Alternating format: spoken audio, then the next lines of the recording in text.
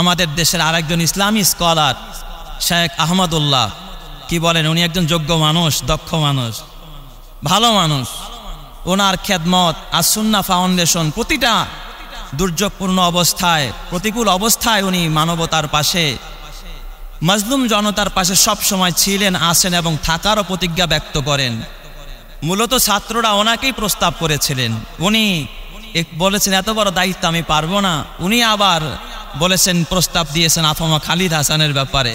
তো এটাও ওনার একটা ত্যাগ আর কোরবানি। এই সুযোগ যদি আমাদের এই সমাজে যে পায় সেই কিন্তু রুখে নিতে চায়, আরেকজনের কাছ থেকে কায়দা নেওয়ার জন্য ব্যস্ত হয়।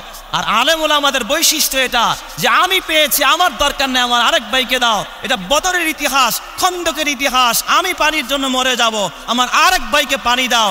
এটাই আলেমদের ইতিহাস। যারা নেতা হবে নিজে খাবে না, আরেকজনকে খাওয়াবে। এই রকমের মানুষ যদি আমাদের সমাজের উপদেষ্টা হয়, এই জমিনে খোদার রহমত আসবে। ঠিক না বা ঠিক? যাদের কর্মসলমা নিতেন, বাবা পরামর্শ দাও, আমি এটা করতে চাই, তোমরা পরামর্শ দাও।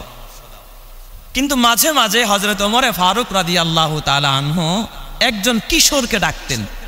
কিশোর সাহাবী, একেবারে উদীয়মান তরুণ, টকবকে একটা যুবক, মাত্র 20 পার হয়েছে বয়স, 20 থেকে 25-এর মাঝামাঝি। তার নাম আব্দুল্লাহ ইবনে আব্বাস রাদিয়াল্লাহু তাআলা আনহু। কোথায় 70-80 বছরের একজন মানুষ, সে উপদেষ্টা, তার থেকে উপদেশ নিচ্ছে। আর একজন তরুণ, মাত্র 20 থেকে 25 বছরের একজন যুবক। ওই বয়স্ক যারা ছিলেন, আরে এই বাচ্চা বুচ্চা, এই সমস্ত লোক দিয়া কি হবে, এরা কেমনে দেশ চালাবে, এদের মাথায় আর কি বুদ্ধি আছে? আছে না কিছু মানুষ? হ্যাঁ, যেমন এই বর্তমানে আমাদের এই বৈষম্য বিরোধী ছাত্র আন্দোলনের যারা সমন্বয়ক ছিলেন, তাদের ভিতরে 3 জন তো এখন অন্তর্বর্তী সরকারের 2 জন উপদেষ্টা হয়েছে, নাহিদ এবং আসিফ। না, এই 2টা ছেলে। অনেকে এটা নিয়ে বলে আরে বাচ্চা মানুষ এরা। অনেক সময় দেখা যায় অনেক যুবকদের ভিতরে, বাচ্চাদের ভিতরে আল্লাহ তাআলা এই পরিমাণ মেধা আর বুদ্ধি দিয়েছে যেটা অনেক বৃদ্ধদের মাথায়ও নাই। ঠিক না? ঠিক যেটা কার।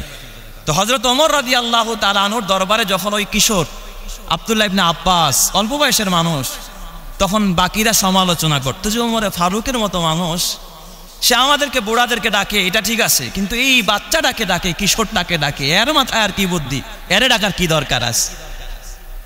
হযরত ওমর রাদিয়াল্লাহু তাআলা আনহু, আপনারা বলেন তো, হযরত ওমর রাদিয়াল্লাহু তাআলা আনহু তার থেকে যে মশওয়ারা নিতেন, এটা কি কোনো আত্মীয়তার কারণে না সে বুঝমান বলে? সবাই বলেন আত্মীয়তার কারণে না বুঝ আছে বলে? হযরত ওমরের ভিতরে কোনো পার্সিয়ালিটি আছে? কারণ উপদেষ্টারা যত ভালো হবে, তারা যত ভালো উপদেশ দিবে, দেশ তত ভালো চলবে। ঠিক না? ঠিক যে দেখুন, এই জন্য আমি এই বৈষম্য বিরোধী ছাত্র আন্দোলনে যারা সমন্বয়ক, তাদেরকে সাধুবাদ জানাই, ধন্যবাদ জানাই এই জন্য যে তারা এই উপদেষ্টা মণ্ডলীদের ভিতরে আলহামদুলিল্লাহ ইতিপূর্বে এই বাংলাদেশের সূচনা থেকে নিয়ে বাংলাদেশের ইতিহাসে কখনো উপদেষ্টা মণ্ডলীদের ভিতরে কোনো আলেম ছিল না। এখন একজন আলেমকে নেওয়া হয়েছে, আলহামদুলিল্লাহ বলেন সবাই। একজন আলেম আছে এই উপদেষ্টা মণ্ডলীর ভিতরে, আফামা খালিদ হাসান সাহেব, আমাদের এই কওমি ঘরানার একজন আলেম, একজন সহি আলেম আছে, আলহামদুলিল্লাহ। অন্তত একটা খারাপ তারা কাজ করতে চাইলেও তো অন্তত তিনি সেই জায়গা থেকে তো প্রতিবাদ করতে পারবেন, এমন একজন লোক তো আমাদের প্রতিনিধি হিসাবে আছেন। এই জন্য আপনারা খুশি না বেজার? আল্লাহ তাআলা যেন আমাদের এই দেশটাকে ইসলামের জন্য, কোরআনের জন্য, আল্লাহ তাআলা এই মানবতার মুক্তির জন্য কবুল করে। সবাই বলে আমিন। তবে এখানে আরেকজন ব্যক্তি সাধুবাদ পাওয়ার যোগ্য, আমাদের দেশের আরেকজন ইসলামী স্কলার শেখ আহমদুল্লাহ কি বলেন, উনি একজন যোগ্য মানুষ, দক্ষ মানুষ, ভালো মানুষ।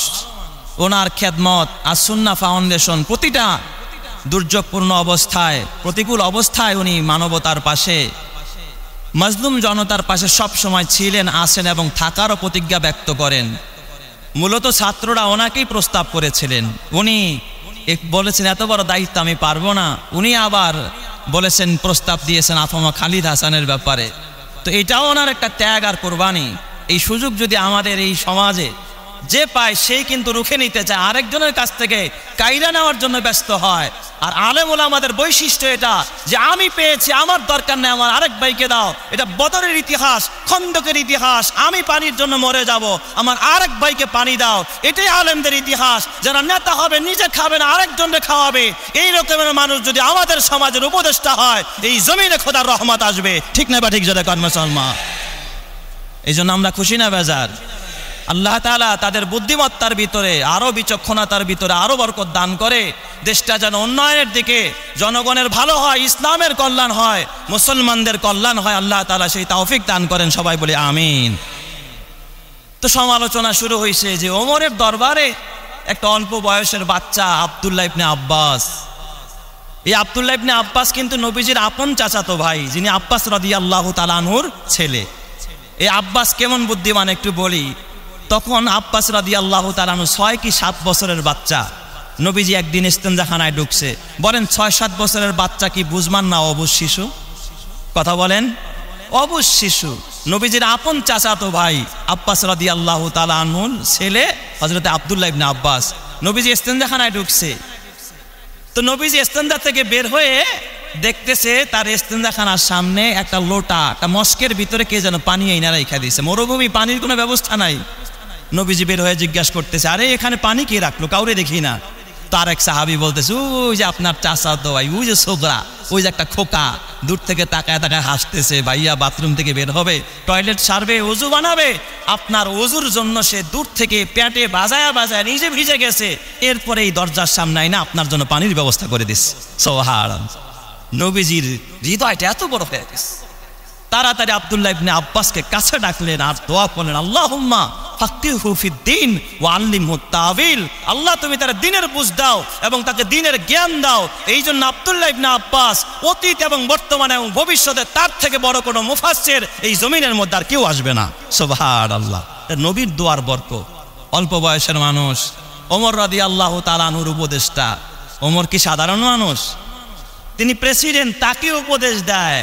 কত বছরের মানুষ? একটা কিশোর বয়সের মানুষ, মাত্র 20 থেকে 25 বছরের আব্দুল্লাহ ইবনে আব্বাস। বড় বড় সাহাবীরা আরাম সমালোচনা শুরু করছে, আরে এই বাচ্চারা রাখার কি দরকার, একটু বয়স দেখে দেখে রাখুক না। আমার বাবা আজ থেকে 1500 বছর পর আইসা আমাদের বড়রা যেটা পারে নাই, দাড়ি সাদারা যেটা পারে নাই, জ্ঞানীরা যেটা পারে নাই, অর্থনীতিবিদরা যেটা পারে নাই, আমাদের সমাজ সংস্কারকরা যেটা পারে নাই, রাজনীতিবিদরা যেটা পারে নাই, আমাদের তরুণ আইডল সমাজের তরুণ ছাত্র ভাইয়েরা যে সংস্কার দেখাইলো, ছাত্র ভাইয়েরা যে বিজয় ছিনিয়ে আনলো, আমরা মনে করি এই জন্য বাজান আমার এই তরুণদেরকে দিয়ে একটা জাতির উত্থান সম্ভব, আবার একটা জাতির পতন সম্ভব। কারণ বুড়াদেরকে দিয়ে অনেক কাজ হয় না, ছোট্টদেরকে দিয়ে অনেক কাজ হয় না, যেটা তরুণদেরকে দিয়ে হয়, যুবকদেরকে দিয়ে হয়। এই জন্য তরুণ সমাজ যখন ভালো হয়ে যাবে, যুব সমাজ যত ভালো হয়ে যাবে, ওই সমাজটা তত সুন্দর হবে, ওই এলাকা তত ভালো হবে, ওই দেশ তত ভালো হবে। বর্তমানে আমরা দেখেছি ছাত্ররা রাস্তা ঝাড়ু দিতেছে, সংসদ ভবনের আঙিনা ঝাড়ু দিতেছে, ট্রাফিকের কাজ করতেছে, মানবতার পাশে দাঁড়িয়েছে। তারা যদি সব ক্ষেত্রে দাঁড়ায়, বর্তমানে যারা এই সমাজের ভিতরে বিশৃঙ্খলা করতে চায়, যারা চুরি করার জন্য লেলিয়েছে, যারা ডাকাতি করতে চায়, যারা মানুষকে পুড়িয়ে মারতে চায়, স্থাপনা ভেঙে আগুন দিয়ে জ্বালিয়ে দিতে চায়, আমরা মনে করি ওরা দেশের কেউ না, ওরা আমাদের পক্ষের না, ওরা ইসলামের পক্ষের না, ওরা দেশের ভিতরে ওরা জগতা করে আবার বিশৃঙ্খলা করতে চায়। এই জন্য জমিনে যদি শান্তি চাও, এই সমস্ত তরুণদের কাঁধে কাঁধ মিলিয়ে এই সমস্ত বৈষম্য বিরোধী ছাত্র ভাইদের সাথে তোমরা একই কণ্ঠে কণ্ঠ মিলিয়ে আমরা যদি সন্ত্রাসের বিরুদ্ধে, আমরা যদি চাঁদাবাজের বিরুদ্ধে, আমরা যদি অন্যায়ের বিরুদ্ধে, আমরা যদি বিভিন্ন দুর্নীতির বিরুদ্ধে, কালো বাজারির বিরুদ্ধে এখন আমরা হাতে হাত মিলিয়ে কাঁধে কাঁধ মিলিয়ে আমরা মাঠে নামি, এই জমিনের ভিতরে রহমত আর বরকত দান করবেন যিনি, তিনি কে? এই জন্য আমার বাজান, শুধুমাত্র যে আমাদের জাগতিক শিক্ষার্থীরাই শুধুমাত্র অবদান রেখেছে, আপনারা দেখেছেন মাদ্রাসা বলেন, সব পেশার সব ধরনের, শুধু যে মুসলমান ছাত্ররা নামছে তা না, অনেক হিন্দু ছেলে মেয়েরাও এখানে তাদের অবদান আছে। এই জন্য আমরা মনে করি আমাদের দেশে যারা বিধর্মী আছে, সংখ্যালঘু আছে, তাদের গির্জাও যেন ধ্বংস করা না হয়, তাদের মন্দিরেও যেন হামলা করা না হয়, তাদের উপাসনায় যেন হামলা করা না হয়, তাদের জান মাল এটাও রক্ষা করা আপনার আমার ইমানি দায়িত্ব। নবীজি মক্কা বিজয়ের পরে কোনো মূর্তির গায়ে বাবা হাত লাগায় নাই, কোনোদিন কোনো বিধর্মীর গায়ে হাত লাগায় নাই। শুধুমাত্র যারা তরবারি নিয়ে নবীর সামনে অ্যাকশন নেওয়ার জন্য এসেছে তাদের বিরুদ্ধেই নবীজি অ্যাকশন নিয়েছেন, এছাড়া অন্য কারো বিরুদ্ধে নেয় নাই। কিন্তু আমার বাজান, যদি সত্যিকারে কেউ অপরাধী হয়, দেশে আইন আছে, আদালত আছে, আদালতের মাধ্যমে, আইনের মাধ্যমে তারাকে পেতে হবে। কিন্তু আপনি আমি যেন নিজের হাতে এই আইন তুলে না নেই। আল্লাহ আমাদের সকলকে তৌফিক দান করুক, সবাই বলি আমিন।